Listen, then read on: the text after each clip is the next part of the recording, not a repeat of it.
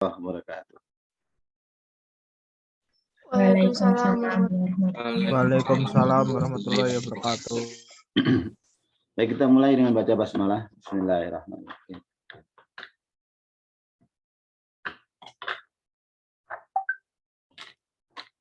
Baik ya.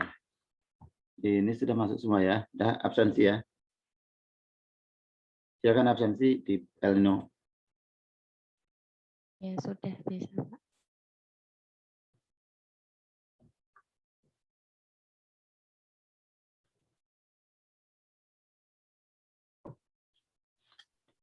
Mohon izin Pak Azam berhalangan hadir. Oh ya.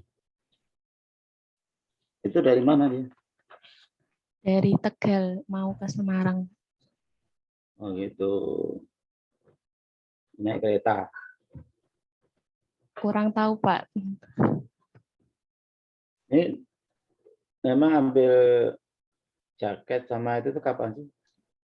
Buat ABT 1A besok Sabtu Pak. Jadi ini sudah ambil semua nih. Belum, besok Sabtu Pak. Oh gitu.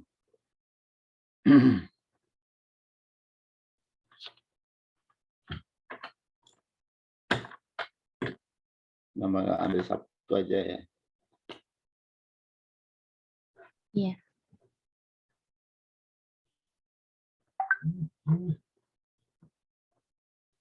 Baik, kita lanjut aja ya.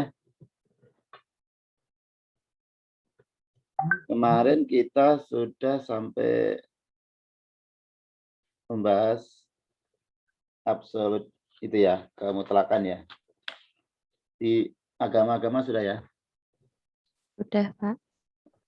Ketemu di Islam ya. Iya. Di memilih Islam itu adalah pilihan rasional. Nah, konsep ketuhanan dalam Islam itu konsep yang paling sehat ya, jika dilihat dari akal sehat. Ya, paling memenuhi akal sehat. Jadi kalau Anda lihat di dalam penjelasan keimanan, penjelasan mengenai hari kebangkitan, itu pendekatannya semua pakai rasional. Ya. Coba dibantah dengan rasionalitas, juga dijelaskan dengan rasionalitas. Itu kalau orang makin cerdas itu makin mudah menangkap apa namanya konsep keutuhan, konsep ketuhanan dalam Islam. Nah, misalnya ketika ditanya tentang hari kebangkitan, jadi manusia nanti itu akan dibangkitkan lagi dengan utuh jasmani dan rohani lagi. Itu penjelasannya itu dengan rasional. Ya, jawabannya rasional. Dibantah dengan logika empirisme ya. Itu dijawab dengan logika ya apa namanya? Berpikir yang logis dan sistematis gitu. Jadi akhirnya orang yang membantah dengan kesombongan apa namanya rasional itu pun tunduk. Ya, dibawa ke alam pikiran sedemikian rupa sehingga dia menyadari secara logika bisa diterima gitu. Misalnya ada orang yang datang kepada Nabi membawa apa tulang yang sudah remuk ya, tulang diambil dari kuburan, sudah rapuh, sudah lama gitu, dibawa lalu diremet-remet di depan Nabi. Muhammad, kau sudah gila, kamu sudah nggak pakai logika akal sehatnya di mana? Logika empirisnya gimana itu? Kalau sekarang kan orang ahli fisika, ahli biologi gitu ya. Tulang yang remuk-remuk begini nanti dibangkit lagi gimana logikanya? Apakah juga nanti nenek moyang saya semua itu akan dibangkitkan? Ya, sudah ada tulang belulang, sudah tidak ada tulang, tinggal apa namanya, tinggal tulang-tulangnya udah rapuh.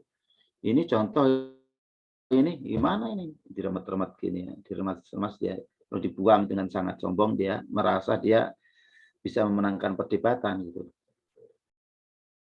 Lalu jawabnya dengan logika juga.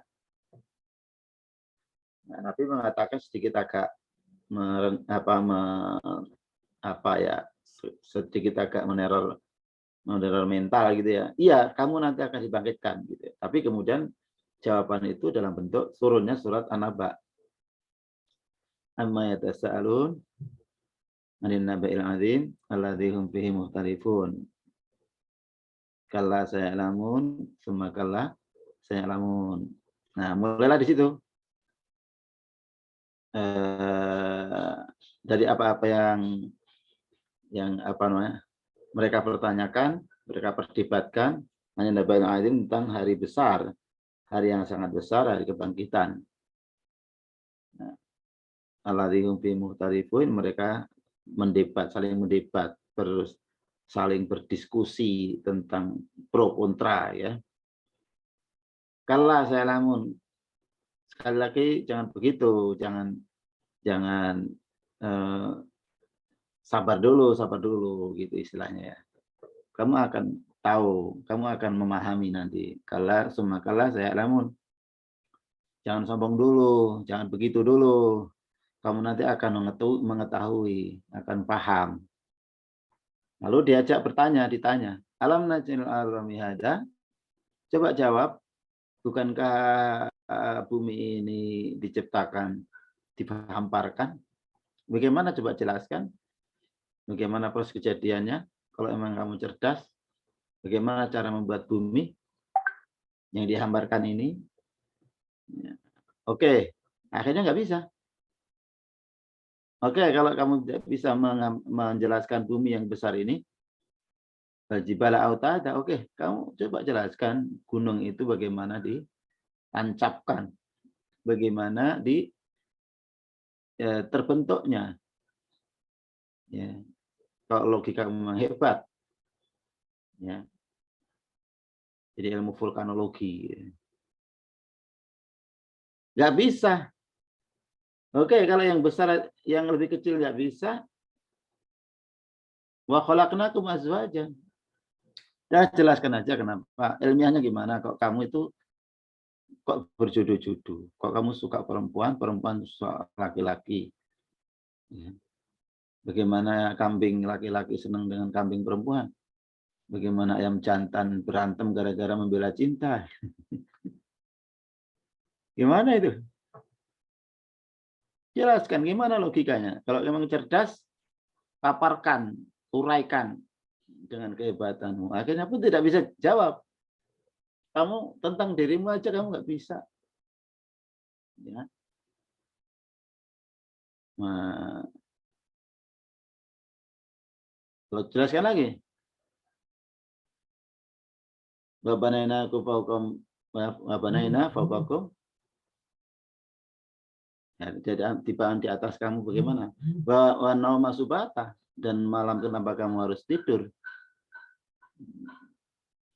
Dan seterusnya. Ini artinya apa? Diajak berpikir logika dari makro ke mikro. Nah, kamu nggak bisa. Ya, bumi terlalu besar kalau nggak bisa menjawabnya. Adalah yang kecil, gunung nggak bisa juga kamu jelaskan. Tentang dirimu sendiri aja jelaskan coba yang lebih kecil. Kenapa kamu suka lain jenis? Sudah manusia kemudian berjodoh-jodoh. Dan ketika malam kamu dijadikan selimut kamu tidur. Nah itu jelasnya nggak bisa, apalagi hanya mendaur ulang, hanya membuat kembali apa yang sudah dirancang, memproduksi ulang sesuai dengan format awalnya, sesuai dengan desain awalnya, memproduksi ulang jauh lebih gampang. Kenapa kamu nggak percaya gitu ya? Kamu tidak bisa menerima. Nah, dari logika begini kemudian dia, oh iya. Jadi semua dijelaskan dengan kerangka berpikir logis, berpikir sistematis, ya, berpikir silogisme. Itu Al-Quran. Banyak sekali yang lain-lainnya. Kalau kita lihat masalah-masalah keimanan dijelaskan dengan logika yang cerdas gitu ya. Sehingga orang yang cerdas gampang menerima. Bagaimana kamu perhatikan bagaimana biji ditumbuhkan, kemudian kembali lagi seperti induknya dulu. Dulu musim kemarau semua nggak ada, mati semua, tinggal biji. Ya. Tapi begitu musim hujan, disiram air hujan, semua tumbuh. Begitulah nanti manusia itu seperti tumbuh-tumbuhan itu mati lalu dibangkitkan kembali seperti biji-biji yang ditumbuhkan seperti itu. Sama hukumnya, sama logikanya, sehingga dia bisa terima. Oke, jadi ini yang bisa dijelaskan atau bagaimana pola penjelasan masalah ketuhanan ini sangat familiar dengan sangat sangat kompatibel dengan akal pikiran manusia. Agama lain itu penuh dengan penjelasannya lebih banyak kepada hal-hal yang sifatnya misteri, ya, fiktif, yang tidak ada faktanya, dan oleh karena itu semakin dikritik oleh akal semakin runtuh, ya, runtuh penjelasannya itu. Di ilmu pengetahuan makin tidak bisa memahaminya, ya, semakin dikritik semakin runtuh. Kalau ini semakin dikritik akal semakin kokoh karena memang sudah berada pada rangkaian konsep berpikir yang sangat sistematis dan logis. Nah, begitu. Hanya ada batas-batasnya kemampuan akal. Lalu bagaimana penjelasan realnya tentang keesaan Tuhan ini yang ada pada Islam itu lalu ditindaklanjuti dengan turunnya wahyu. Jadi rinciannya itu dijelaskan oleh wahyu. Ya, wahyu Allah diturunkan kepada para rasul. Tapi pikiran akal sehat manusia sudah sampai kepada titik temu. Harus ada Tuhan. Dan Tuhan itu nggak mungkin tidak absolut. Tidak mungkin tidak esa. Nah, lalu siapa? Nah, pada tataran inilah kemudian dibutuhkan informasi yang detail, tidak bisa lagi ngarang-ngarang. Akal pikiran manusia sudah ada pada batas ketidakmampuannya. Dan disinilah kemudian konsep keabsolutan ini harus dicarikan rujukannya kepada rujukan dari Tuhan. Dan yang rujukan dari Tuhan itu yang ada hanya Islam. Yang lain rujukan dari atas nama Tuhan. Ya. Kayak Buddha ternyata harus hasil workshop. Kayak Katolik ternyata sudah dikarang-karang, dirubah-rubah oleh para rahib, para pendetanya. Sehingga terjadi kontradiksi satu dengan yang lainnya. Ya, sehingga tidak bisa lagi disebut wahyu dari Tuhan. Sudah merupakan hasil kodifikasi dari manusia. Hindu juga nggak jelas referensinya siapa yang mengajarkan, siapa rasulnya, dari mana asal. Itu akumulasi dari tradisi-tradisi kepercayaan yang ada di Arya dan Dravida, suku-suku di India, sehingga coba diakumulasikan, dikumpulkan. Tapi antara satu dan yang lainnya terjadi ya ketidakkonsistenan. Begitu. Bagaimana penjelasan tentang keesaan? Ini dijelaskan di dalam Islam oleh Allah, oleh penciptanya sendiri dengan penjelasan yang kemudian di dalam bab penjelasannya itu oleh para ulama dikelompokkan dalam kajian tentang akidah. Akidah, ya. Nah, kita masuk ke akidah. Jadi penjelasan dalil naklinya gimana?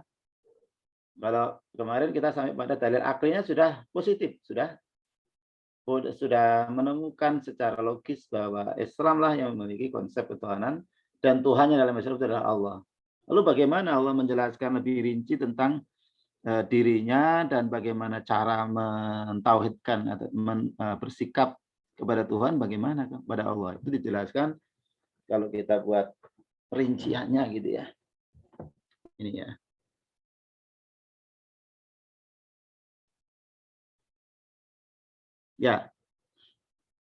Ya, secara spesifik masalah-masalah keimanan ini, ketuhanan ini dijelaskan di dalam bab tentang akidah. Ilmu disiplin ilmu yang kemudian dinamai aqaid, jamak dari akidah, aqaid, ya, tentang ikatan-ikatan, keyakinan-keyakinan. Dari kata aqaidah sendiri masih bersifat umum, ya, tidak hanya menyangkut pada ketuhanan Islam, tapi ketuhanan, sistem ketuhanan yang ada di luar Islam. Dalam bahasa Arab, aqoda itu artinya ikatan. Aqoda yaqidu aqidatan. Kita sebenarnya sudah akrab dengan kata itu. Ya, ketika kita melakukan ikatan-ikatan. Misalnya kita ikatan cinta menuju keluarga, itu kemudian ada akad nikah, ya. Nah, karena orang Jawa makanya akad, ya, berarti yang betul akad. Akadun nikah. Ketika kita membuat ikatan perjanjian bisnis, maka di sana ada akad jual beli, ya, akad sharing bisnis, ya. Jadi akad itu bahasa Arab ya, secara umum berarti ikatan. Nah, dalam konteks ikatan dengan Tuhan, ikatan keyakinan antara hamba dengan Tuhan, maka ada dua jenis, dua bentuk ikatan. Ikatan tauhid, ya, dari kata wahada yuwahidu tauhidan, dan ikatan syirkan. Syarakaya syaraku syarikatan atau syirkan. Ya, ada ikatan tunggal dan ikatan ganda. Nah, Islam menganut ikatan tunggal, tidak mengenal ikatan ganda. Jadi manusia hanya ada satu ikatan kepada Allah saja, bukan kepada selain Allah dalam hal masalah keimanan, keyakinan. Manusia hanya mengikatkan hubungan kepada Tuhan yang sebenar-benarnya Tuhan, yang hanya ada satu itu, yaitu Allah SWT. Sedangkan selain Islam itu otomatis sudah masuk dalam kategori syirik, sudah mengikatkan ganda. Buat ikatan ganda kepada Allah dan kepada selain Allah, atau bahkan tidak kepada Allah, tapi kepada selain Allah lebih dari satu. Syirik. Nah, di dalam, nanti kita yang ditekankan pada aspek bagaimana seharusnya di dalam mentauhidkan Allah. Ya, ada ketentuan-ketentuan yang harus dipenuhi oleh seorang muslim agar kita tidak jatuh ke dalam kemusyrikan. Maka yang pertama, seorang muslim harus memenuhi prinsip, ya, keimanan bahwa Allah lah satu-satunya Rabbun. Mengetahui dan mengakui bahwa Allah lah satu-satunya Rabbun. Maka diperlukan syahadat, pengakuan dan keyakinan. Ya, dari kata Rabbun. Jadi prinsip atau kunci pemahaman kita kepada tauhid rububiyah ini terletak pada pemahaman kita tentang kata Rabbun. Kata Rabb ini, ya, diartikan Tuhan oleh bahasa Indonesia. Tuhan itu dari bahasa Sanskerta. Sementara kata ilahun nanti yang kemudian tauhidnya disebut uluhiyah juga diartikan Tuhan. Padahal di dalam Al-Quran kata Rabbun dan ilahun itu beda sekali. Artinya maknanya beda, konteksnya beda, konsekuensinya beda. Ya, konteksnya beda, maknanya beda, konsekuensinya beda. Mengakui Allah sebagai Rabbun, mengakui Allah sebagai ilahun beda. Sementara di dalam pemahaman kita selama ini, di sekolah-sekolah, di masyarakat, ya, penggunaan dua kata yang berbeda itu disamakan dengan arti yang sama, Tuhan, gitu. Jadi yang pertama kali menjadi penyebab kerancuan kita terhadap makna tauhid rububiyah dan uluhiyah. Kata Rabbun ini disebut lebih banyak, ya. Lebih banyak dalam Al-Quran, hampir di atas 1000. Bahkan ada 2000 berapa gitu. 1029 atau berapa itu. Sedangkan kata ilahun itu hanya sekitar 88 kali di dalam Al-Quran, itu tidak banyak. Nah, jadi ini perlu kita clearkan, ya. Kita clearkan ini. kesalahpahaman, dimulai dari kesalahpahaman dalam memaknai suatu istilah. Istilah yang di-overlapkan, istilah yang dicampur baur, sehingga menjadi pemahamannya menjadi kacau, tidak jelas. Kata Rabbun, kalau dalam Al-Quran, dalam bahasa Arab sendiri, kata Rabbun itu berasal dari bentukan kata Rabba yarubbu rubban. Artinya mencipta, melihara, mengasuh, memimpin, menguasai, mengatur, mendidik. Ya. Kemudian secara ringkas dimaknai sebagai pencipta, pemelihara, penguasa, pengatur alam semesta, alam seisinya. Tidak ada yang ikut serta di dalamnya. Jadi kata Rabbun seperti itu. Tauhid rububiyah yaitu pengakuan akan keesaan Allah, bahwa Allah satu-satunya pencipta, pemelihara, penguasa, pengatur alam seisinya. Tidak ada yang ikut serta di dalamnya. Tidak ada yang membantunya. Jadi prinsip harus dipegang dulu. Harus clear dulu. Kata Rabbun. Pencipta, pemelihara, penguasa, pengatur alam semesta seisinya. Ya. Nah, kata Rabbun ini salah satunya. Allah mengakui Allah sebagai Rabbun ini sebenarnya menurut Al-Quran itu sudah dilakukan. Sudah selesai, sudah clear dari awal itu. Ketika manusia lain itu membawa kepastian. Membawa kepastian. Di dalam dirinya sudah tertancap, tertanam, tersegel pengakuan yang akibat dari pernyataan manusia atau kesaksian manusia di alam roh. Jadi, tauhid ini telah dicapai manusia di alam roh. Ya, di mana manusia diminta kesaksian oleh Allah, bukankah aku ini Rob kalian? Maka kemudian seluruh roh manusia yang diciptakan Allah itu menjawab secara serempak, bala syahidna, benar wahai Allah, kami bersaksi. Nah, apa tujuan Allah menyampaikan ini, kesaksian manusia ini, mengabarkan ini dalam Al-Quran kepada manusia? Antakulu yaumil qiyamati inna kunna an hadza ghafilin. Agar nanti tidak ada lagi manusia yang berkelit di akhirat, mengingkari, menyelisihi, ya berbohong, mengatakan bahwa kami tidak mengakui dulu, kamu tidak tahu menahu tentang hal ini. Ya. Ya. Maka Allah punya alasan. Loh, kan sudah aku turunkan kepada utusanku, kepada rasul-rasulku, yang terakhir kepada Muhammad SAW. Ada di dalam surat Al-A'raf ayat 172. Loh, saya tidak tahu, loh, salahmu. Kenapa kamu tidak mencari tahu? Gitu ya. Ya, oleh bapak ibuku tidak disekolahkan ke madrasah, ke sekolah, ke pengajian. Jadi ya kalau begitu bapakmu yang mintai kamu pertanggungjawaban, mintalah tolong pada bapakmu. Bapaknya dihadirkan, saya juga gara-gara bapakku gitu ya. Akhirnya manusia nanti bisa saling menyalahkan. Loh kok. Nah itu ya. Artinya dalam hal ini secara umum manusia telah bertauhid rububiyah sebenarnya. Menurut ayat ini, ya sudah mengakui Allah dan mengakui Allah sebagai satu-satunya Rabb yang menciptakan, memelihara, menguasai, mengatur dirinya dan alam semesta. Tuh. Sudah bersyahadat, syahidna, bersyahadat. Ini syahadat pertama.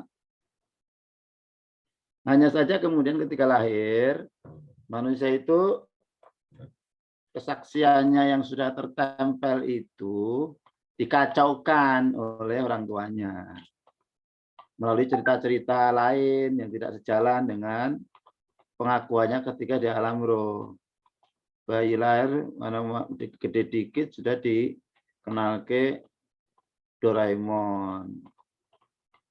Doraemon itu bentuk apa? Rabbun Rabbun bagi anak, hebat, dia bisa apa itu? Doraemon bisa apa?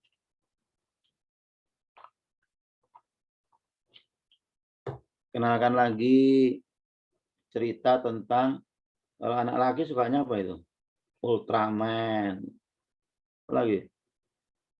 Itu semua tanpa disadari itu dia membuat karangan-karangan atau memberikan informasi seakan-akan ada Rob yang menguasai, mengendalikan alam ini dengan hebatnya. Gitu. Padahal maka kata Nabi ketika lahir, azani. Kenalkan, kuatkan itu dalam hatinya, dalam fitrahnya itu, ya dikuatkan, dipupuk. Ya, dikenalkan Rasulnya, dikenalkan keagungan Allah gitu melalui lagu, melalui cerita, melalui macam-macam. Itu malah nontonnya mak lampir. Ya anak ngertinya ada Rob selain ini, Nyi Roro Kidul, hebat, cantik. Ya enggak mengagumi Nyi Roro Kidul, punya kekuatan luar biasa. Padahal itu cerita-cerita bohong, tanpa dasar. Nah, ini agar mereka tidak berkelit nanti di akhirat. Karena sudah disampaikan kepada Rasul. Gitu loh. Nah, ini tauhid rububiyah. Ya, jadi sebenarnya manusia itu tersimpan tauhid rububiyah hanya kemudian ditutupi oleh pengetahuan-pengetahuan lain yang tidak sejalan sehingga menjadi cover, menjadi penutup. Walaupun tidak hilang tauhid rububiyahnya, tapi tertutup oleh pengetahuan-pengetahuan lain yang tidak sejalan. Ya, orang tuanya Yahudi, Nasrani, otomatis anaknya fitrah yang dibawa itu tertutup oleh pengetahuan tentang Tuhan selain Allah di situ. Ada Yesus Kristus, ada ininya. Nah, itu adalah kotoran-kotoran yang menutupi fitrahnya. Nah, itu. Nah, Rasul diajarkan untuk membersihkan pengetahuan-pengetahuan yang salah tadi dalam pikiran manusia begitu. Ini contoh ini. Kerbau ini bisa mendatangkan apa? Keberkahan. Padahal kerbau nggak punya kekuatan apa-apa. Kekuatan semua ada di tangan Allah. Gitu. Ya, kerbau yang dicium, ya, dianggap binatang yang sakti, bisa menghadirkan keuntungan dagang, bisa mempercepat jodoh. Ya, nanti ini salah satunya itu nanti apa? Kotorannya itu buat rebutan. Dapat kotoran Kiai Slamet, kerbau di Solo itu kan di keraton.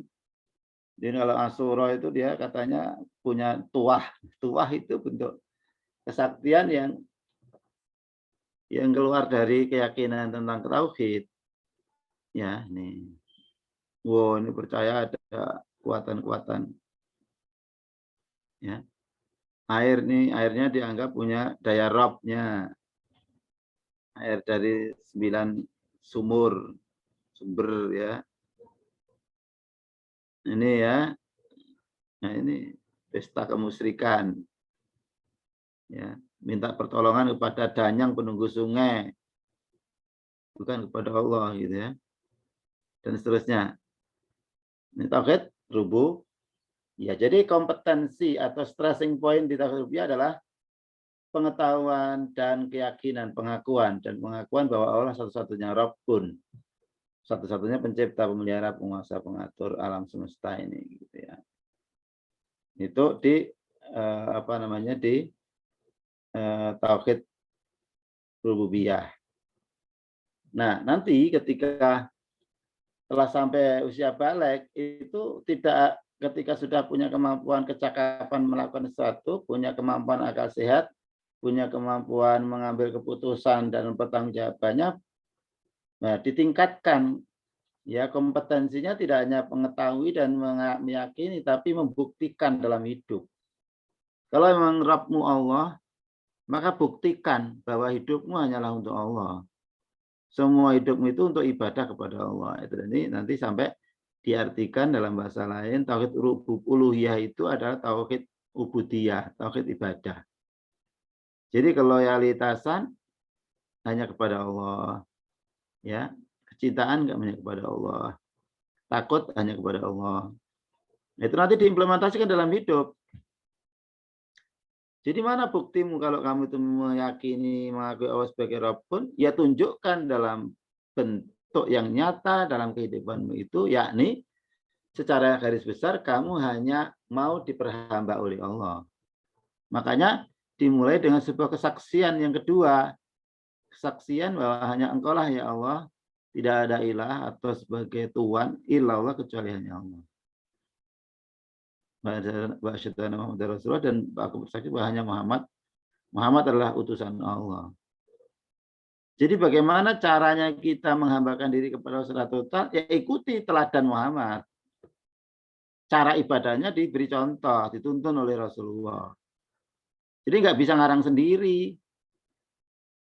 Menjadikan Allah sebagai Tuhan, bagaimana caranya? Ikuti bagaimana Rasulullah menjadikan Allah sebagai Tuhan satu-satunya. Nah begitu. Ya, jadi pemahamannya seperti itu. Nanti kita jelaskan ilahun beda dengan Rabbun. Kalau ilahin itu awas pahami sebagai Tuhan, satu-satunya Tuhan dalam hidup. Dan kita adalah hamba satu-satunya Tuhan, yaitu Allah. Itu nanti konteks yang berkaitan dengan tauhid uluhiyah. Ya, jadi menjadikan Allah sebagai Tuhan ini yang berat. Mengakui Allah sebagai satu-satunya pencipta, pemelihara, penguasa, pengatur itu relatif lebih ringan. Sudah inherent dalam fitrah kita, melekat ya. Jadi bukan barang yang asing, tapi begitu kita harus mengaplikasikan ya pengakuan Allah sebagai Rabbun itu dalam bentuk kehidupan nyata, ini yang sering akan terjadi benturan dengan apa yang sudah kita lakukan selama ini. Apa yang dilakukan oleh masyarakat. Makanya Rasulullah itu sampai perang 60 kali itu ya, ketika mulainya ketika harus membuktikan tauhid rububiyah itu dalam kehidupan yang nyata. Itu ya, menggerakkan tauhid uluhiyah ini, menggerakkan Allah jadikan sebagai satu-satunya ilahun. Nah, ini tindak lanjut dari rububiyah. Jadi konsekuensinya ya harus tidak lanjutnya tidak butuh waktu lama ya, tapi simultan lah ya, simultan. Secara simultan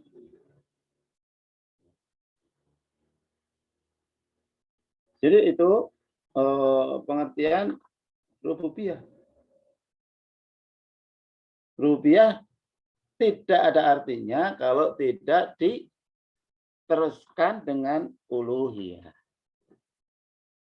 Menjadikan Allah sebagai satu-satunya Tuhan dan menjadikan hidup hanya sebagai dalam rangka ibadah kepada Allah, mengabdi kepada Allah. Dalam konteks ini, mengabdi Islam dan mengabdi cara agama lain beda.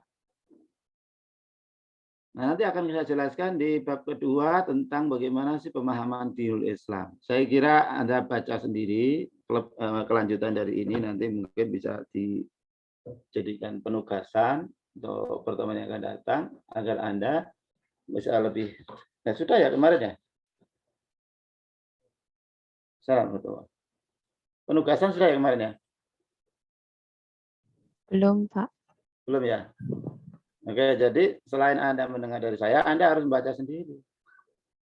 Sehingga ada kekuatan memori, nanti untuk ini saya akan tugaskan di pertemuan yang akan datang. Ya, pertemuan yang akan datang, Pak Anda paham berarti ya? Iya, Pak. Oke, kalau gitu sampai di sini saya cukup. Mungkin ada pertanyaan?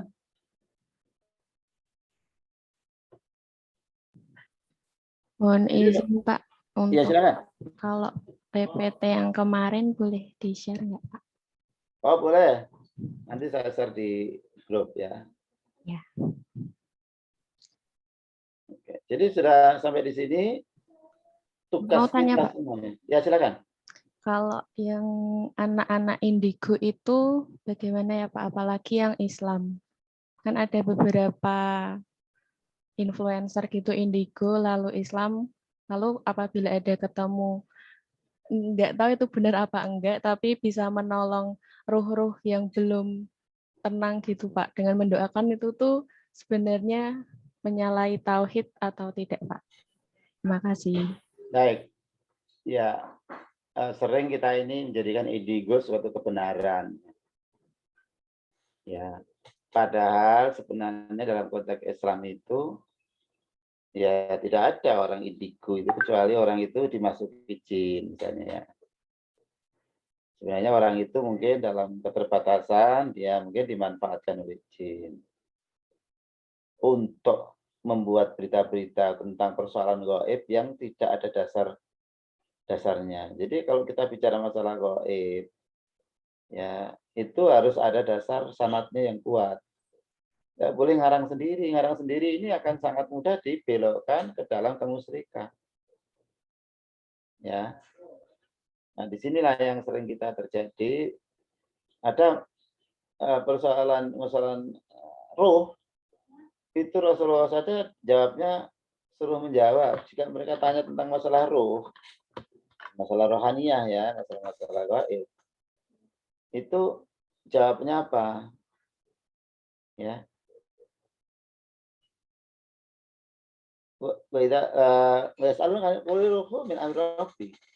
Katakanlah roh itu urusan Rabb gitu ya.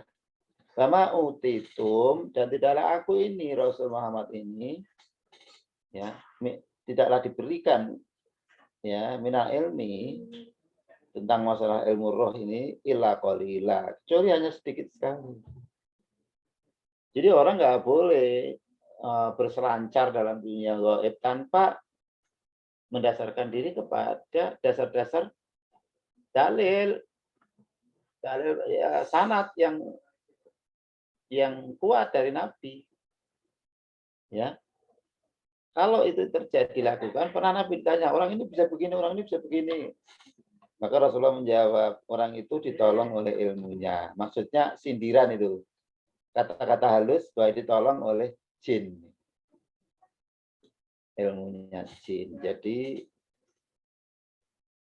kalau itu sejalan dengan konsep akidah, misalnya dia tidak bercerita bahwa roh orang meninggal dalam konteks Islam, rohnya orang meninggal itu sudah ada di dalam barzah. Dalam keyakinan pokok dan prinsip dalam Islam diajarkan Nabi. Jadi ketika manusia meninggal itu sudah di alam barzah. Nah, barzah itu alam yang disekat. Ya tidak ada lagi kaitan dengan manusia. Tidak ada kaitannya dengan dunia nyata ini, tidak ada kaitannya. Jadi kalaupun dia kemudian bisa menghadirkan roh-roh, itu sebenarnya jin yang ngaku-ngaku roh. Jin kan banyak yang menjadi korinnya manusia itu, waktu setiap anak manusia itu dicup oleh jin. Dicup itu apa maksudnya? Apa dicup itu apa? Dipilih. Ya dipilih dan dijob. Jadi jin itu sudah membuat job description gitu ya. Setiap bayi lahir harus ada yang segera menjemput untuk dimasuki gitu kan. Jadikan kawan, korin, makanya jadi kawan. Ya, Rasulullah ditanya, ya Rasulullah, apakah juga termasuk engkau wahai Tuhan, wahai Rasulullah? Iya, saya waktu lahir juga sudah dijob oleh jin, tapi jin ditundukkan Allah sehingga dia itu tidak bisa lagi menyesatkan aku gitu ya. Nah, para sahabat ini imannya kuat itu jinnya nggak di dalam tubuhnya, nggak balik lagi dalam tubuhnya. Kayak Umar misalnya, Umar bin Khattab itu jelaskan. Ya, fakat salaka Umar fi tariqin ya sungguh Umar kalau berjalan satu jalan ya saraka ya syaitan atau jin itu fi jambin akhor, dia akan berjalan di jalan yang berbeda, itu ngamati dari luar aja, dia nggak berani ada dalam diri itu karena terlalu kuatnya akidahnya, imannya Umar hingga dia tidak kuat di dalam tubuhnya. selalu membisikkan atau memberikan pengaruh gitu kan. Kalau Nabi sudah ditundukkan kata Allah, kata Rasul, jin yang yang untuk jadikan sebagai partner atau sebagai ditempelkan ke aku sudah diislamkan oleh Allah, sudah ditundukkan oleh Allah sehingga dia tidak menjadi faktor yang berseberangan dengan keimanan. Itu korin. Nah ini bisa saja ini jin korin ini membuat ngaku-ngaku dia itu rohnya sudah meninggal. Padahal ya orang mukmin, orang manusia, semua manusia itu kalau meninggal itu konsep dalam Islam itu disimpan, diurus oleh malaikat Israfil. Tidak pilih-pilih. Bahkan termasuk orang-orang yang syahid itu kalau orang-orang syahid itu rohnya itu ada di surga, di pohon surga itu dalam bentuk burung-burung bergelantungan. Nanti kalau siang itu keluar berterbangan di taman surga, kalau mulai sore dia kembali ke bergelantungan lagi. Itu dalam riwayat hadis. Tidak di dunia, ya dia hidup semangatnya, hidup jiwanya mempengaruhi orang. Mempengaruhi orang itu kan namanya banyak diceritakan. Dia menginspirasi banyak orang, hidup pengertian seperti itu. Jadi gitu, kalau cerita-cerita indigo, cerita aku nolong roh yang belum tenang, itu konsep bukan Islam. Ya, dalam Islam roh itu memang ada yang tidak tenang di alam kubur tapi di alam kubur itu alam barzah, bukan alam dunia. Jadi kalau Anda datang ke kuburan itu jangan berpikir di situ ada rohnya bapak ibumu. Tidak. Ya. Maka itu kepercayaan animisme yang seperti itu. Basicnya animisme bahwa orang-orang yang meninggal itu rohnya masih gentayangan gitu ya. Nanti kalau 47 hari kembali menjenguk keluarganya, 40 hari menjenguk keluarganya lagi. Jadi kalau pas datang kita harus kumpul, menampakkan kerukunan kita, kekompakan kita, ya, kesenangan kita, sehingga ketika roh baik atau roh keluarganya datang merasa puas. Lek-lekan semalam gitu ya. Terus dikasih pancen, dikasih bagian malam pestanya, mereka tidak diberi bagian sendiri. Nah, lama-lama kok mau capek sampai malam, sampai pagi gimana caranya biar kuat? Nah, pakai ayo udah kita main kartu lah biar sampai malam. Lama-lama nggak semangat kalau nggak ada bayarannya, akhirnya judi. Loh, kok dingin? Minum hangat air kopi nggak mempan lagi. Biar hangat apa? Jahe. Lama-lama jahe nggak mampu. Ciu. Minuman khamar gitu ya. Lama-lama ngumpul-ngumpul kalau nggak ada hiburannya nggak enak ya. Ngundang penyanyi gitu loh. Akhirnya apa itu? Cokean, tayuban. Itu akhirnya muncul. Biar hangat yuk nari bareng gitu ya. Lama-lama isinya jadi judi, minum keras, kemudian zina. Nah, itu bagian dari kepercayaan yang tumbuh dari masyarakat yang hanya berdasarkan pengetahuan yang tidak benar, nggak jelas. Ya, nyangka-nyangka, ya duga-duga, itu bentuk kepercayaan hasil duga-duga. Oke, saya kira itu ya, indigo bukan orang istimewa. Indigo bukan ukuran kebenaran. Ya, saya kira itu ya. Terima kasih, Pak. Ya. Cukup ya. Kita zuhur. Kita akhiri dengan doa kafarat majelis. Bismillahirrahmanirrahim. Subhanakallahumma wa bihamdika asyhadu an la ilaha illa anta astaghfiruka wa atubu ilaik. Assalamualaikum warahmatullahi wabarakatuh. Waalaikumsalam warahmatullahi wabarakatuh. Wabarakatuh. Terima kasih, Pak. Ya, sama-sama. Tutup ya. Saya izin dulu ya.